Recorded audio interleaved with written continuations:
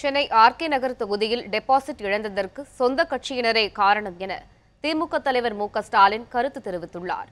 தருமபுரி மாவட்ட பாப்பிரெட்டிப்பட்டி சட்டமன்ற தொகுதி வாக்குச்சாவடி முகவர்களுடன் திமுக தலைவர் ஸ்டாலின் ஆலோசனை நடத்தினார்.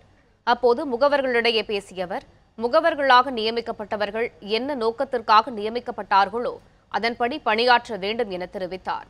ஆர்கே நகர் தொகுதி இடைத்தேர்தல் தோல்வி குறித்து ஆய்வு நடத்தி வருவதாக குறிப்பிட்ட அவர், ஒரு வார்டில் 11 பேர் திமுகவிற்கு வாக்களித்ததாகவும் வேதனை தெரிவித்தார். இந்த செயலானது நம் ஒட்டுமொத்த இயக்கத்தையே ஏமாற்றும் செயல் என ஸ்டாலின் குறிப்பிட்டார். அம்மையார் ஜெயலலிதா அவர்கள் மறைந்ததற்கு பிறகு ஆர்கே நகர் தொகுதியில் ஒரு இடைத்தேர்தல் நடந்துச்சு.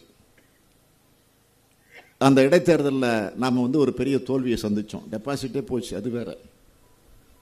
அதுக்கு பல காரண காரியங்கள் எல்லாம் உண்டு. அதெல்லாம் நான் இங்கே பேச விரும்பல, தேவையும் இல்லை. இப்போ ஆக அந்த தேர்தலில் ஒரு பூத்தில் ஓட்டு என்றப்ப பார்த்தா ஒரு பூத்தில் 11 ஓட்டு உதயசூரியனுக்கு, திமுகவுக்கு. அந்த 11 ஓட்டு விழுந்திருக்கக்கூடிய இந்த பூத்தில் பூத் கமிட்டி மெம்பர் எவ்வளோ தெரியுமா? 25 பேர்.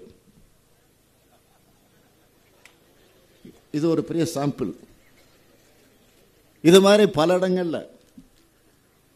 ஆக இது அவங்களை ஏமாற்றுறது மட்டும் இல்லை, நம்ம ஏமாற்றுறது மட்டும் இல்லை, ஒட்டுமொத்த இயக்கத்தையே ஏமாற்றுகிற ஒரு சூழ்நிலை.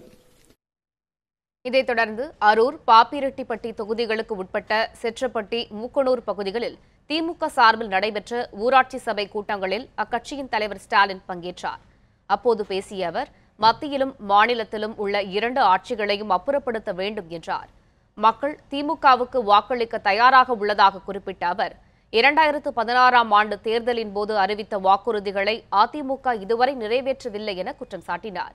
அண்மையில் காங்கிரஸ் கட்சித் தலைவர் ராகுல் காந்தி ஏழைகளுக்கு குறைந்தபட்ச வருமானத்திற்கு உத்தரவாதம் அளிக்கும் திட்டத்தை குறிப்பிட்டதை சுட்டிக்காட்டிய அவர், இது வறுமை ஒழிப்பில் மைல்கல்லாக அமையப்போகிறது எனவும் குறிப்பிட்டார். ஆக அப்படிப்பட்ட பிரதமராக வர இருக்கக்கூடிய ராகுல் காந்தி அவர்கள் நேற்றைய தினம் ஒரு அறிவிப்பு வெளியிட்டிருக்கிறார். ஒரு கனவு திட்டமாக அறிவித்திருக்கிறார். ஒரு அருமையான திட்டம். என்ன திட்டம்னு கேட்டீங்கன்னா, ஏழைகளுக்கு குறைந்தபட்ச வருமானம் வழங்கக்கூடிய திட்டம் என்ற வறுமை ஒழிப்பில் இது ஒரு மிகப்பெரிய மைல்கல்லாக அது அமைய போகிறது என்பதை மாத்திரம் நான் இங்கே மகிழ்ச்சியோடு தெரிவித்துக் கொள்ள விரும்புகிறேன்.